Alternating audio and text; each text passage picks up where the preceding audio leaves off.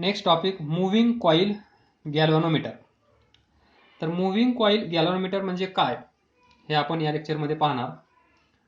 तर moving coil गॅल्व्हनोमीटरचा वापर आपण करंट मेजर करण्यासाठी करतो. दॅट इज मूव्हिंग कॉईल गॅल्व्हनोमीटरला आपण ॲमीटरमध्ये कन्वर्ट करणार आणि ते ॲमीटरचं काम काय असतं, टू मेजर करंट. देन याच मूव्हिंग कॉईल गॅल्व्हनोमीटरला आपण व्होल्टमीटरमध्ये कन्वर्ट करणार आणि व्होल्टमीटरचं काम काय असतं, to measure potential difference between two points of wire. तर पहा, we will start for moving coil galvanometer. We will start from its main components, main parts of this moving coil galvanometer. It has soft iron core. This is soft iron core. It has soft iron core. Number one, soft iron core. आणि next copper wire.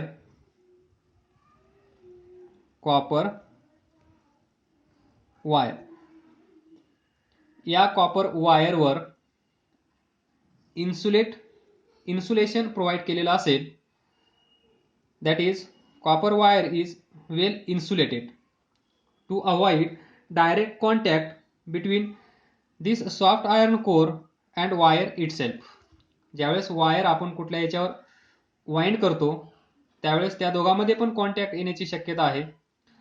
आणि हे wire ज्या बॉक्सवर आपण wind करणार, wound करणार, त्याच्यासोबत पण याचा कॉन्टॅक्ट येणार आहे. त्यामुळे ही कॉपर वायर वेल इन्सुलेटेड असेल. नेक्स्ट पहा, ही वायर या सॉफ्ट आयर्न कोअरवर कशी वाइंड करायची. दिस इज, ही खालून इकडे जाईल, वर येईल आणि अशी असेल. त्यानंतर सेकंड परत इकडे येईल, परत या साईडला जाईल, वर येईल, इथे असं असेल, परत इकडे येईल अँड सो ऑन. हे वाइंडिंग्स कंप्लीट झाल्यानंतर तुम्हाला हे स्ट्रक्चर असं वाटेल. पहा,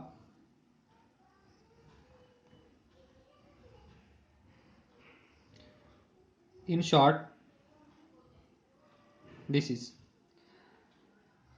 म्हणजेच सॉफ्ट आयर्न कोर ही कशी असेल, सिलेंड्रिकल इन शेप. त्या सिलेंड्रिकल शेपवर जर आपण वाइंडिंग्स क्रिएट केल्या तर त्या वाइंडिंगचा शेप कसा असेल, रेक्टँग्युलर. म्हणजेच rectangular coil of several turns is wound over soft iron core. तुमच्याकडे जर सिलेंड्रिकल शेपचा बॉक्स असेल तर तो बॉक्स घ्या आणि त्या बॉक्सवर एक दोरा घेऊन वाइंडिंग्स क्रिएट करण्याचा प्रयत्न करा. त्या वाइंडिंगचा शेप येईल rectangular due to the shape of soft iron core. जो सॉफ्ट आयर्न कोरचा शेप असेल तोच त्या वाइंडिंगला भेटेल. त्यानंतर पहा, ह्या ज्या रेक्टँग्युलर कॉइल्स आहेत याचं एक एंड वर आहे, म्हणजेच हे वर असेल. याला आपण म्हणणार फाईन. इकडचं एंड फाईन स्ट्रीपला आपण अटॅच करणार आणि या फाईन स्ट्रीपला इथे मिरर बसवणार. त्यानंतर वर इथे असेल टॉर्शन हेड. म्हणजे हा पूर्ण सिस्टम इथे असा हँग केलेला असेल. त्यानंतर या साईडचं एंड इथे स्प्रिंग असेल. या स्प्रिंगला ते स्प्रिंग एस, या स्प्रिंगला ते दुसरं एंड अटॅच केलेलं असेल. तर पहा, ही जी स्प्रिंगचं मटेरियल आहे ते असेल फॉस्फर ब्रॉन्झ आणि फाईन स्ट्रीप पण फॉस्फर ब्रॉन्झ. देन दिस अप्पर पार्ट जो असेल या साईडचा त्याला आपण म्हणतो अप्पर सस्पेन्शन, अपर सस्पेन्शन, आणि या साईडचा असेल lower suspension side. Lower suspension side yes, upper suspension side that is this fine strip W. Then next we have strong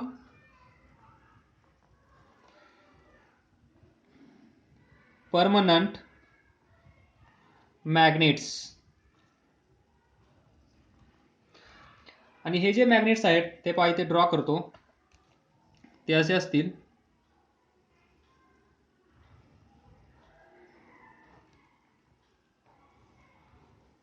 north pole and south pole.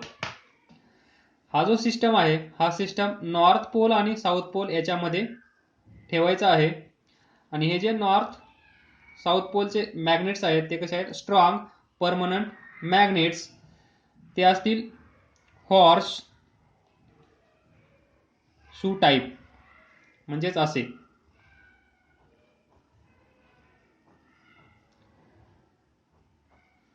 त्यालाच आपण असं म्हणू शकतो, हा जो पार्ट आहे त्याला काय म्हणू शकतो आपण, कॉनकेव शेपचे, किंवा अजून काय म्हणू शकतो आपण याला, सिलिंड्रिकल. पाय वरून पाहिल्यानंतर आपल्याला डेप्थमध्ये जर आपण गेलो किंवा साईडनी जर पाहिलं तर आपल्याला ते सिलिंड्रिकल दिसतील. तर याची पण कारणे आहेत. हे सिलिंड्रिकल हॉर्स शू का घ्यायचे तर ते पुढे एक्सप्लेन करणार आहोत आपण. पहा, आणि हे जे अपर सस्पेन्शन आहे आणि लोअर सस्पेन्शन आहे याला टर्मिनल्स क्रिएट करून करंट याच्यातून पास केला जातो.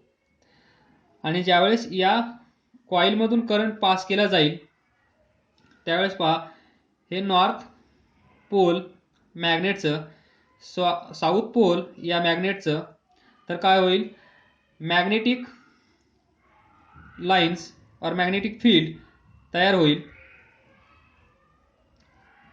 दिस is denoted by magnetic field B. तर या मॅग्नेटिक लाइन्स इकडे चालले जातील नॉर्थ टू साऊथ. आपल्याला माहित आहे हे मॅग्नेट असेल तर नॉर्थ पासून मॅग्नेटिक लाइन्स निघतात आणि साऊथला येतात या डायरेक्शन मध्ये. तर magnetic lines starts from north pole and enters at south pole. ज्यावेळेस आपण या कॉइल्स मधून करंट I पास करणार आणि या मॅग्नेटमुळे इथे क्रिएट होणार मॅग्नेटिक फील्ड असेल तर या कॉइलमध्ये या कॉइलवर एक प्रकारचा टॉर्क प्रोड्यूस होतो. तर तो टॉर्क किती असतो, torque is equal to N current passing through this coil into A cross B, A bar B bar. तर इथे पहा, A बार म्हणजे एरिया वेक्टर, B बार म्हणजे मॅग्नेटिक फील्ड जे या मॅग्नेटमुळे क्रिएट झाला आहे ते, and N is number of turns. याच्यावर आपण ज्या टर्न्स क्रिएट केल्या आहेत या रेक्टँग्युलर शेपच्या कॉइल्स, त्याच्यामध्ये टर्न्स किती आहेत, 1 2 3. म्हणजे जी कॉइल बनली आहे त्या कॉइलमध्ये किती टर्न आहेत, 10 असतील तर 10, 100 असतील तर 100, 25 असतील तर 25. आणि I म्हणजे इथे टर्मिनल्स क्रिएट करून जो आपण करंट पास करणार या कॉपर वायर मधून, करंट I, तो करंट पहा I, करंट I याच्यामधून फिरणार आणि इकडे एक टर्मिनल असेल, इकडे एक टर्मिनल असेल. तर तो असेल current I passing through this coil. आणि ये एरिया वेक्टर, जेव्हा सिलेंड्रिकल शेप याचा का आहे हे एक्सप्लेन करत असताना हे तिथे येणार आहे. आणि B म्हणजे मॅग्नेटिक फील्ड या मॅग्नेटमुळे क्रिएट झालेलं. या सिच्युएशन मध्ये एवढा टॉर्क या कॉईलवर ॲक्ट होत असेल. पहा ॲक्च्युली याच्यावर फोर्स ॲक्ट होतो या साईडला. हे असे असेल कॉईल, तर इकडून एवढा फोर्स आणि या डायरेक्शनमध्ये इकडून एवढा फोर्स. हा फोर्स या डायरेक्शनमध्ये, हा फोर्स या डायरेक्शनमध्ये, हे सेंटर. तर हा ट्विस्ट केला जाईल. हा फोर्स याला इकडे खेचेल, हा फोर्स इकडे खेचेल. तर या फोर्समुळे याच्यामध्ये टॉर्क क्रिएट होतो. त्या टॉर्कचं मॅग्निट्यूड असतं एवढं. ते आपण पुढच्या टॉपिक्समध्ये पूर्ण याचं डिस्कशन करणार आहोत. सध्या इथं समजून घेण्याचा प्रयत्न करा. टॉर्क, हा टॉर्क आपल्याला भेटला. तर नेक्स्ट पहा, याचा जो शेप आहे, इथे पहा याचा टॉप व्ह्यू काढतो आता. हे झालं. साईडनी पाहिल्यानंतर तुम्हाला असं दिसेल. थोडंसं प्रॉपर टॉप व्ह्यू मधून पाहूया आपण हे. तर पहा टॉप व्ह्यू मध्ये पाहिल्यानंतर तुम्हाला हे असं दिसेल. हे काय असेल, सॉफ्ट आयर्न कोर जे सिलेंड्रिकल असेल ते टॉप व्ह्यू मध्ये पाहिल्यानंतर आपल्याला सर्कल दिसेल. त्यानंतर या वाइंडिंग्स ज्या याच्यावर आपण क्रिएट केल्या आहेत त्या वाइंडिंग्स पण दिसतील. या वाइंडिंग्स,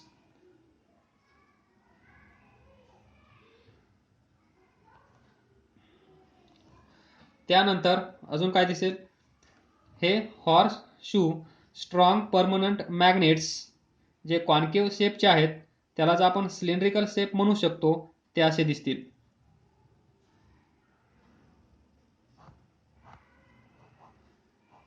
असे. तर पहा हे असे बनवण्याचं कारण काय असेल, इथून मॅग्नेटिक फील्ड लाईन निघाली, इकडे येईल. त्यानंतर ही मॅग्नेटिक फील्ड लाईन, ही मॅग्नेटिक फील्ड लाईन या साईडला, ही मॅग्नेटिक फील्ड लाईन अशी इकडे येईल. तर पहा दोन कारणे आहेत हे असं बनवण्याचे. एक तर स्ट्रॉंग मॅग्नेटिक फील्ड क्रिएट करण्यासाठी सॉफ्ट आयर्न कोरचं काम काय असतं, ज्या मॅग्नेटिक फील्ड लाईन्स आहेत त्या स्वतःमधून पास करण्याचं काम सॉफ्ट आयर्न कोर करत असते. त्यामुळे स्ट्रॉंग मॅग्नेटिक फील्ड क्रिएट होण्यास मदत होते. त्यानंतर इथे पहा torque is equal to N I A cross B म्हणजे A B sine theta. that is torque depends upon angular displacement. ज्यावेळेस या वायरमधून करंट फ्लो होईल त्यावेळेस त्याच्यावर टॉर्क ॲक्ट होईल आणि टॉर्क ॲक्ट झाल्यामुळे हा पूर्ण सेटअप ट्विस्ट होईल. ट्विस्टचा अर्थ समजत असेल, तीळ बसेल, या वायरवर ताण येईल ट्विस्टमुळे. आणि जेव्हा हे ट्विस्ट होईल त्यावेळेस काहीतरी त्याचं अँग्युलर डिस्प्लेसमेंट होईल. ते डिस्प्लेसमेंट, अँग्युलर डिस्प्लेसमेंट म्हणजे theta. That is torque depends upon theta. तर पहा थीटाची व्हॅल्यू जर 0 असेल तर साइन 0 काय असतं, 0. तर टॉर्क काय होईल, 0. तर याच्यावर मॅक्सिमम टॉर्क क्रिएट होण्यासाठी काय करावं लागेल, साइन थीटा ची व्हॅल्यू 1 असली पाहिजे. तेव्हाच आपल्याला काय भेटेल, torque is equal to N I A B. म्हणजे टॉर्क 0 होणार नाही या कंडिशनमध्ये. मग ज्यावेळेस आपण हा जो टॉप व्ह्यू आहे ह्या हा शेप बनवल्यामुळे या जी मॅग्नेटिक लाईन्स आहेत त्या कशा झाल्या, रेडियल. पहा कशा झाल्या, रेडियल. इथे एक गोष्ट लक्षात ठेवायची आहे, ज्या मॅग्नेटिक लाईन्स असतात त्या एकमेकांना कधी क्रॉस करत नाहीयेत, ते तुम्ही शिकला आहात. तर पहा ह्या पास होतील कशा, इकडे जाईल नंतर ही इकडे जाईल, ही अशी सरळ चालली जाईल, ही इकडे जाईल, ही इकडे जाईल, म्हणजे ह्या मॅग्नेटिक लाईन्स एकमेकांमध्ये पास होणार नाही. एकाच ठिकाणी ही जी मॅग्नेटिक फील्ड लाईन आहे, एक साईड नॉर्थ असेल, एक साऊथ असेल. जर दोन क्रॉस झाल्या, समजा ही नॉर्थ ही साऊथ, याची ही नॉर्थ याची ही साऊथ, जर आपण कंपास इथे ठेवला, मॅग्नेटिक निडल कंपास इथे ठेवला, तर काय होईल, ती नॉर्थ डायरेक्शन दाखवते आपल्याला माहित आहे. तर या पॉइंटला ठेवल्यानंतर एक निडल आहे आपल्याकडे, त्या दोन नॉर्थ कशा काय दाखवू शकते, तर ती जी निडल आहे ती निडल एकच नॉर्थ डायरेक्शन दाखवेल. पण या ठिकाणी जर कंपास ठेवला तर ती या पोझिशनमध्ये राहील का या पोझिशनमध्ये राहील, म्हणजे कन्फ्युजनचा पार्ट आहे. त्यामुळे दोन मॅग्नेटिक फील्ड लाईन्स एकमेकांना क्रॉस करत नाहीयेत. तर ही मॅग्नेटिक फील्ड लाईन या सॉफ्ट आयर्न कोअरमधून इकडे चालली जाईल, ही सरळ आणि ही अशी. त्यामुळे कुठेही संबंध येणार नाही, या मॅग्नेटिक फील्ड लाईन्स एकमेकांना क्रॉस करत आहेत. म्हणजेच हा जो हॉर्स शू आहे, हा जो सिलेंड्रिकल शेप आहे, हा जो कॉन्केव्ह शेप आहे, याचं असं बनवण्याचं मेन कारण काय आहे, या मॅग्नेटिक फील्ड लाईन्स रेडियल बनवणं. रेडियल बनवल्यानंतर काय होईल पहा, समजा याच्यापैकी एक कन्सिडर करा, ही जी रेक्टँग्युलर कॉईल आहे, ही रेक्टँग्युलर कॉईल, हिचा प्लेन कुठल्याही पोझिशनला या मॅग्नेटिक फील्ड लाईनला कसा असला पाहिजे, पॅरलल. आता हे इमॅजिन होणार नाही, प्लेन समजतो. हा पहा, हा पूर्ण हात काय असेल, रेक्टँग्युलर, तर हा त्याचा प्लेन झाला. मॅग्नेटिक फील्ड लाईन याला कशी असली पाहिजे, सतत पॅरलल. म्हणजे ही मॅग्नेटिक लाईन्स नॉर्थ पासून निघाली, हे टोक नॉर्थ, इथून निघाली साऊथकडे चालली, तर या रेक्टँग्युलर कॉईलला ती कशी असली पाहिजे, पॅरलल. ज्यावेळेस आपण हा शेप असा तयार करतो, त्यावेळेस ती कुठल्याही पोझिशनमध्ये ही जी असेल ती पॅरलल पोझिशनमध्येच राहते. आणि जेव्हा ही मॅग्नेटिक फील्ड लाईन आपल्याला माहिती आहे, समजा ही magnetic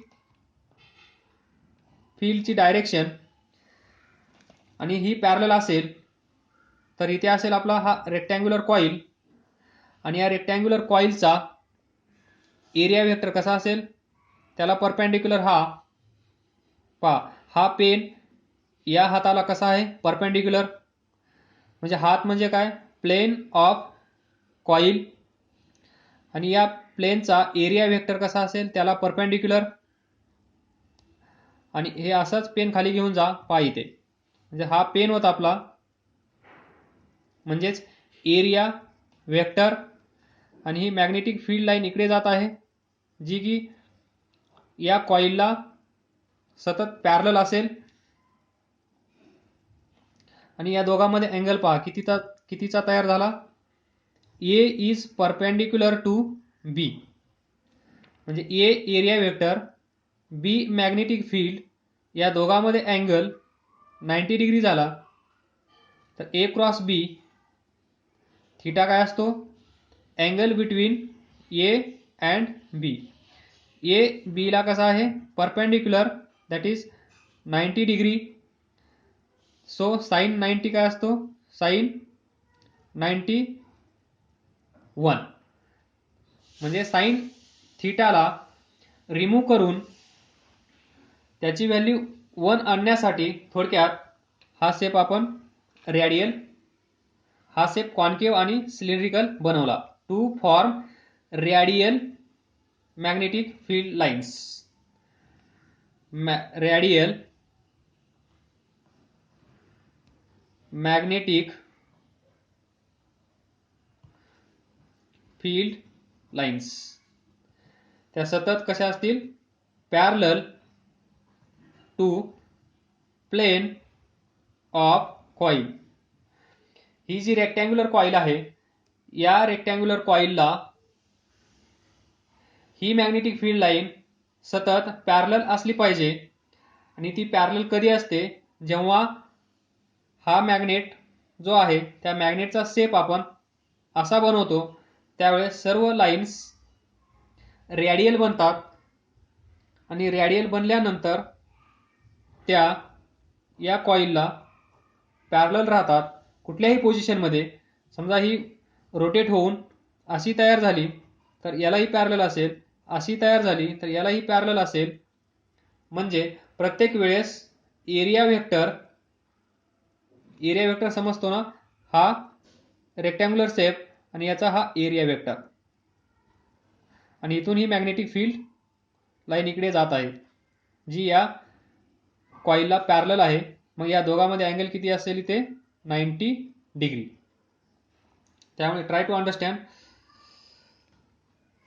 so we have made this strong magnet of cylindrical or concave shape.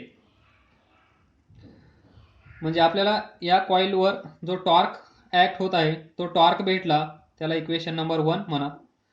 त्यानंतर ज्यावेळेस यावर टॉर्क ऍक्ट झाला आहे त्यावेळेस हे जे सस्पेन्शन इथं आपण क्रिएट केलेलं आहे फाईन स्ट्रीप, ती काय होईल, ट्विस्ट होईल.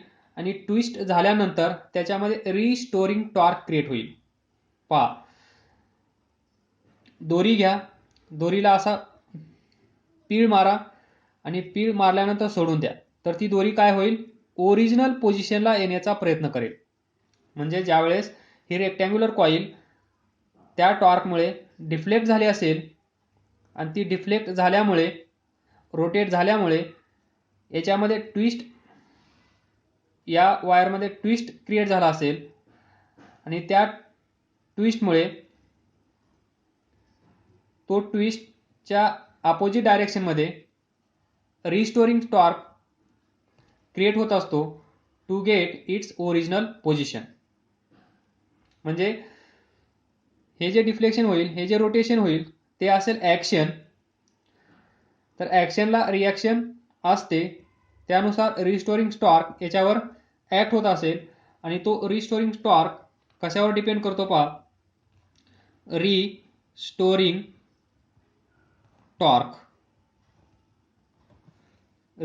टॉर्क ते आर लिहा, टॉर्क ड्यू टू करंट असं लिहा. Restoring torque is given by, हे डिपेंड करेल ज्याच्यामध्ये हे ट्विस्ट निर्माण झाला आहे त्या मटेरियलचे टॉर्शनल कॉन्स्टंट. म्हणजे तो ट्विस्टला किती सपोर्ट करू शकतो का सपोर्ट करू शकत नाही, त्या प्रत्येक मटेरियलची प्रॉपर्टी असते. त्यानुसार समजा आपण या मटेरियलचा टॉर्शनल कॉन्स्टंट के समजूया आणि याच्यामध्ये डिफ्लेक्शन झालेलं असेल थीटा. इथं पाहिलं आपण डिफ्लेक्शन किती आहे, थीटा. तर हा असेल रिस्टोरिंग टॉर्क के टाइम्स अँग्युलर डिस्प्लेसमेंट और deflection of this rectangular coil. या टॉर्कमुळे ही कॉइल रोटेट होईल आणि या टॉर्कमुळे ती कॉइल ओरिजिनल पोझिशनला येण्याचा प्रयत्न करेल. म्हणजे ही असेल ॲक्शन, ही असेल reaction. Equation number 2.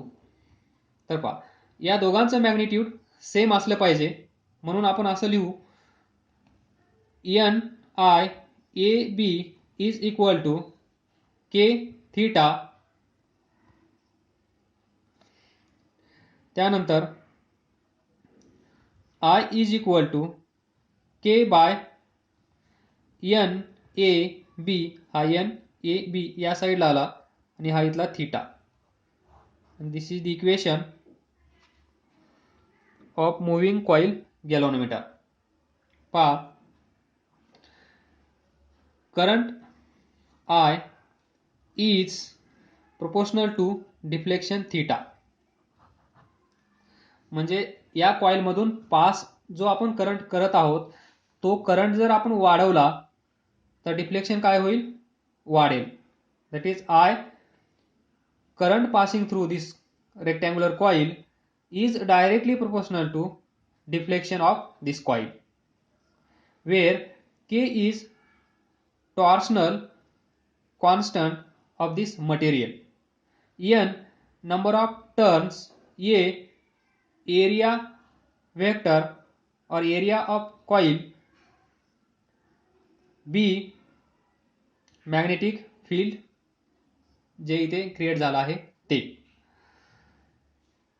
This is what we want here in MCG. Next, by measuring, this is constant. याची व्हॅल्यू आपल्याला माहीत असेल. नंबर ऑफ टर्न्स आपल्याला माहीत असतील. एरिया वेक्टर माहीत असेल. मॅग्नेटिक फील्ड माहीत असेल. थीटा पहा, theta, how to measure theta पहा. हा थीटा मेजर करण्यासाठी आपण इथे मिरर अटॅच केला आहे. ज्यावेळेस या कॉइलमधून करंट पास केला गेला नव्हता त्यावेळेस आपण काय करणार, याच्या समोर एक बल्ब म्हणजे लॅम्प ठेवणार आणि लॅम्पचे जे लाईट असेल ती लाईट यावर जाऊन पडेल आणि त्याच्या समोरच आपण एक स्केल ठेवणार. त्याला आपण म्हणतो लॅम्प स्केल अरेंजमेंट. कोणती arrangement? Lamp scale arrangement to measure this theta. Once we get deflection of this coil, we can calculate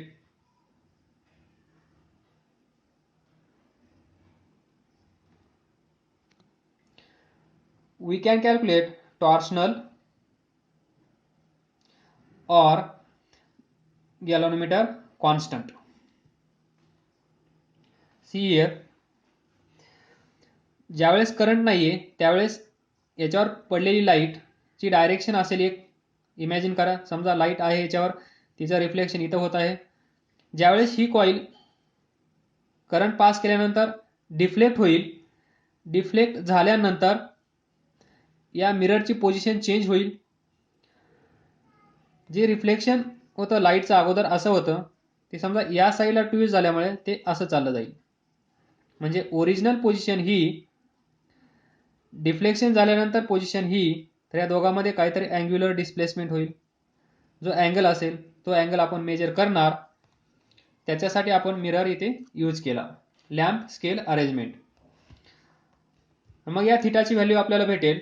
current आपण पास केलेला आहे त्याच्यामध्ये, तर पहा K अपॉन N AB, याला आपण काय म्हणतो, galvanometer constant. Galvanometer constant K by NAB. This total whole term is called as galvanometer constant. आणि आपल्याला हे थीटा मेजर केल्यानंतर करंट आपल्याला माहित असतो, तर आपण त्या गॅल्व्हनोमीटरचं कॉन्स्टंट फाइंड करू शकतो. Then we can learn two more things about moving coil galvanometer. One, current sensitivity, and second, voltage sensitivity. पहा, इथून तुमच्या लक्षात आला असेल, करंट जेवढा जास्त असेल तेवढं डिफ्लेक्शन जास्त होईल. आणि या सर्व पॅरामीटर्स दिलेले असल्यानंतर जो अननोन असेल तो आपण फाइंड करू शकतो. Now we will discuss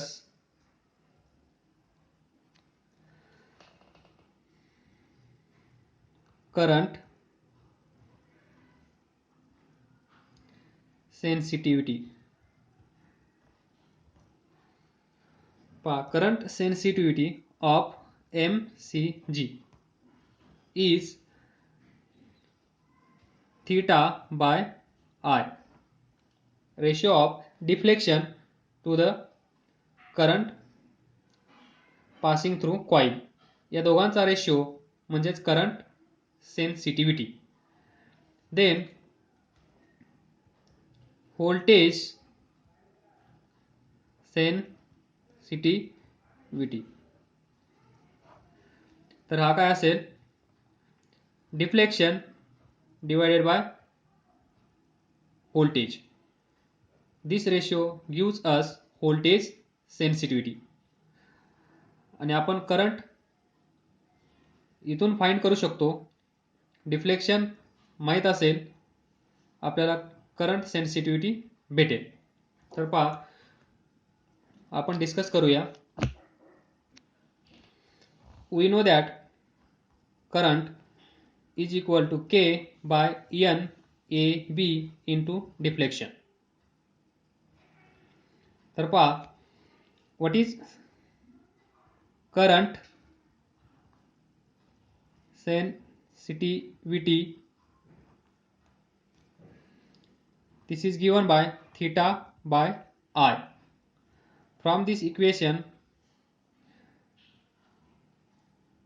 I या साईडचा इकडे घेऊन जा म्हणजे थीटा बाय आय भेटेल. एन ए बी इकडे जाईल, N A B divided by K is equal to theta by I. This is current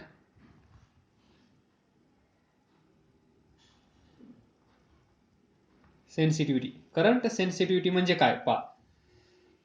थोडासा जरी करंट आपण पास केला, इथे पहा, इथून पहा, current directly proportional to deflection.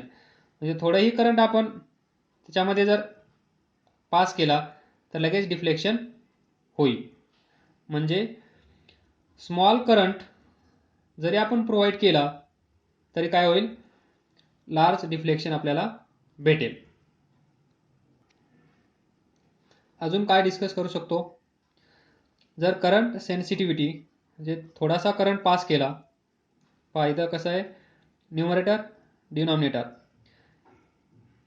Deflection वाढवण्यासाठी करंट कसा असला पाहिजे, कमी. इथे डायरेक्टली प्रोपोर्शनल टू आहे, पण पहा, ही जर व्हॅल्यू आपण कमी केली तर ही व्हॅल्यू वाढेल. That is current sensitivity increase होईल. And also it depends upon number of turns. जर नंबर ऑफ टर्न्स जास्त असतील तर करंट सेन्सिटिव्हिटी जास्त असेल. अजून area directly proportional to magnetic field पण जास्त असेल तर आपण म्हणू शकतो करंट सेन्सिटिव्हिटी जास्त आहे. के, फक्त के कसा आहे, अपोजिट. के कमी असला पाहिजे